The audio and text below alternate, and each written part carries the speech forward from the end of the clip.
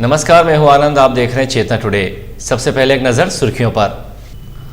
Ratlam seat पर भाजपा ने मात्र 9.93% मतों से दिखाया जीत का करिश्मा। खास रिपोर्ट। क्रॉस कंप्लेंट के आधार पर करेगी पुलिस जांच, मामला शासकीय दवा चोरी का। और राजीव जी को नमन करते हुए ली गई आतंकवाद से मुकाबले की शपथ।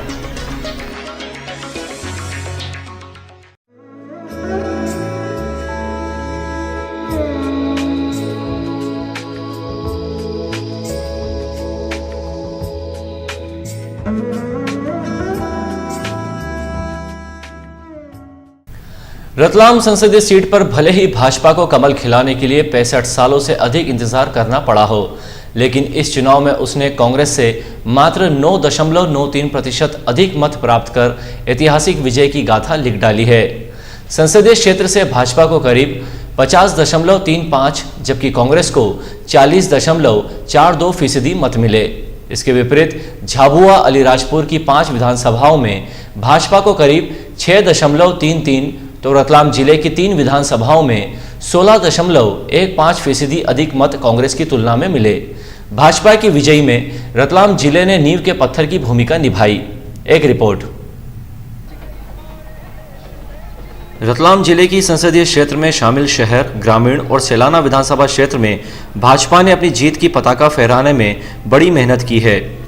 हालांकि सेलाना में उसे सफलता नहीं मिली, मगर बावजूद इसके भाजपा की जीत में रतलाम जिला सारथी बना है।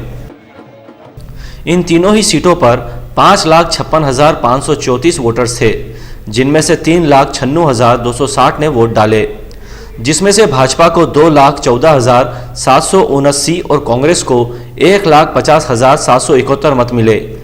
भाजपा को 54.20% और कांग्रेस को 38.05% वोट प्राप्त हुए। यहां से बीजेपी ने निर्णायक 16.15% मतों की बढ़त बनाई।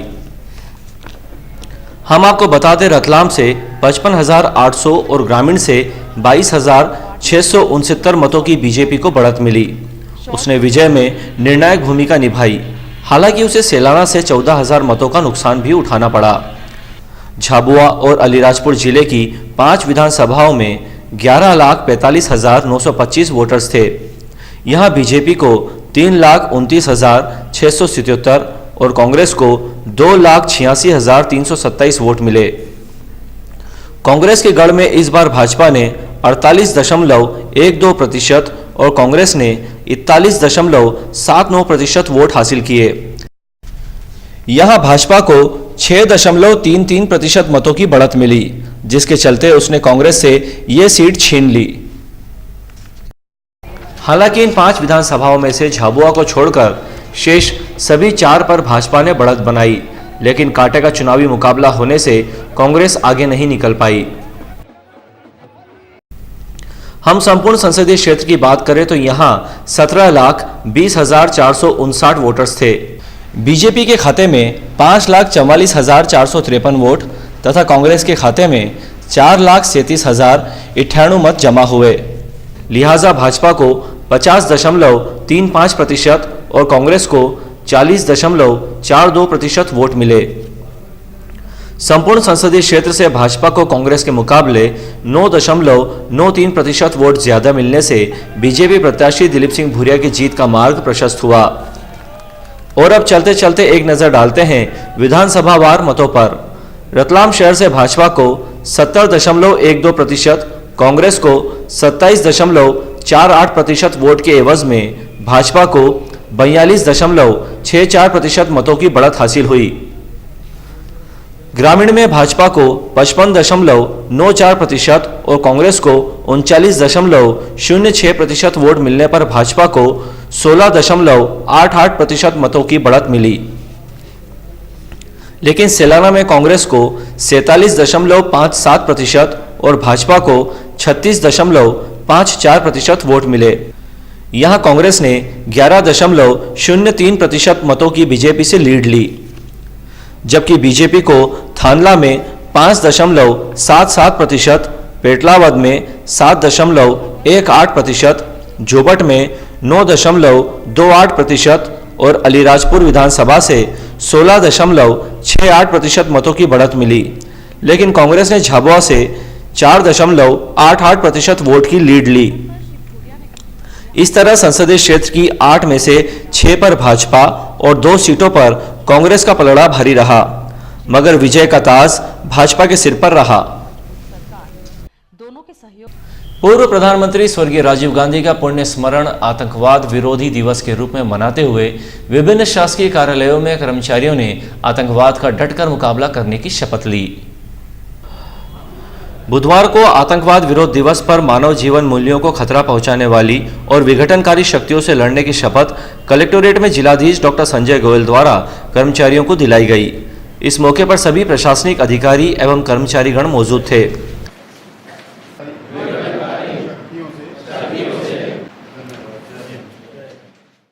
इसी तरह पुलिस अधीक्षक कार्यालय में एसपी डॉक्टर जी.के. पाठक एवं निगम कार्यालय में प्रभारी आयुक्त सलीम खान ने शपथ दिलवाई।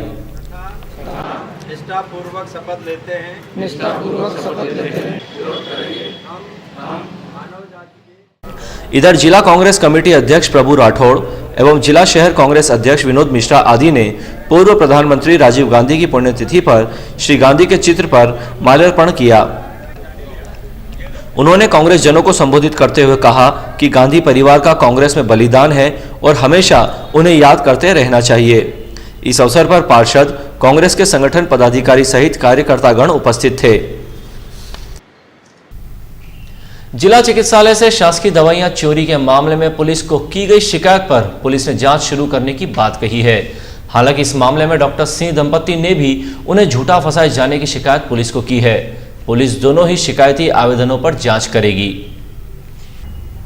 1 मई को शहर के अजंता टॉकीज रोड क्षेत्र स्थित समर्पण हॉस्पिटल में प्रशासनिक दल द्वारा की गई जांच के दौरान यहां से बड़ी मात्रा में शासकीय अस्पताल की दवाइयां एवं चैरिटी स्लिप सहित अन्य चिकित्सकीय सामग्री जब्त की गई थी।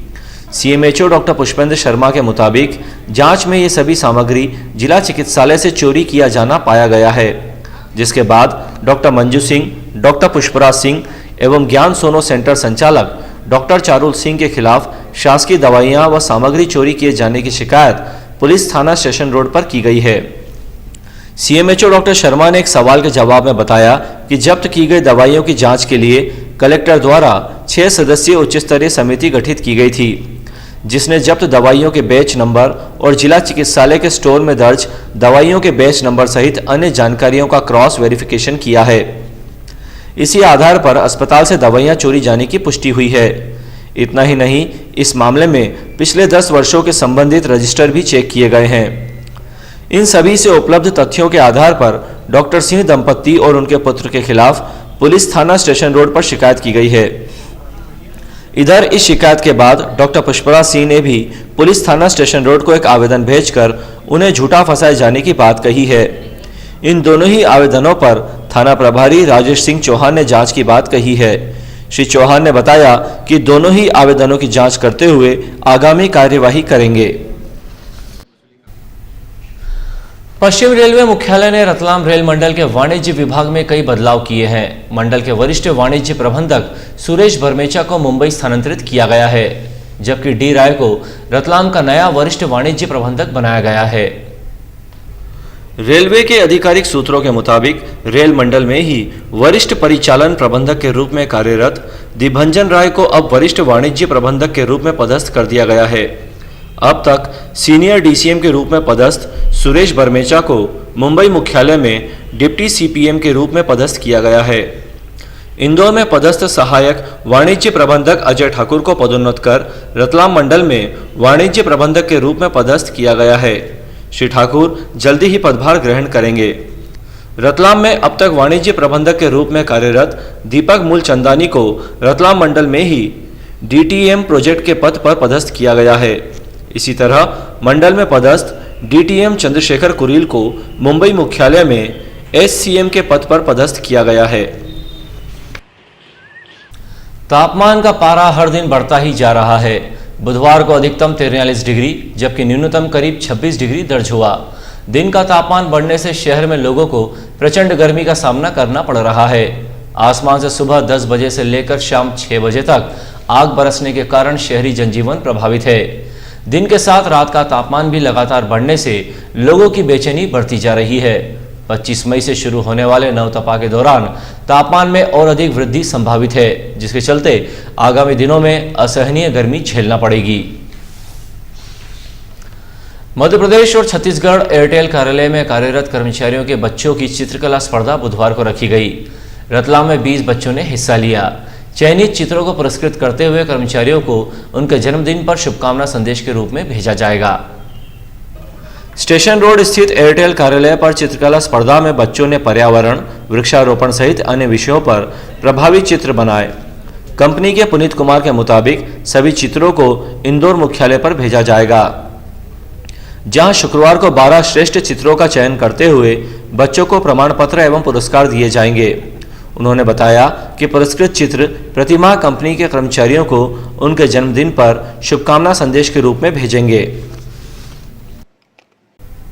पुलिस थाना स्टेशन रोड द्वारा मंगलवार को गिरफ्तार किए गए 2 जिला बदर सहित 9 गुंडों को जिला न्यायालय ने जेल भेजने के आदेश दिए हैं, जिसके बाद सभी आरोपियों को जेल भेज दिया गया है। अंत में एक नजर फिर से सुर्खियों पर।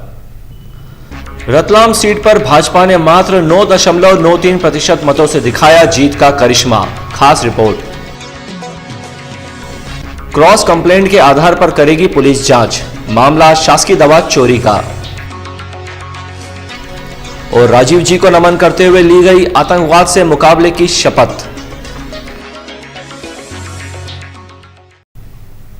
चेता टुडे में आज बस इतना ही। हम फिर मिलेंगे कुछ और नई सुर्खियों के साथ। तब तक के लिए नमस्कार।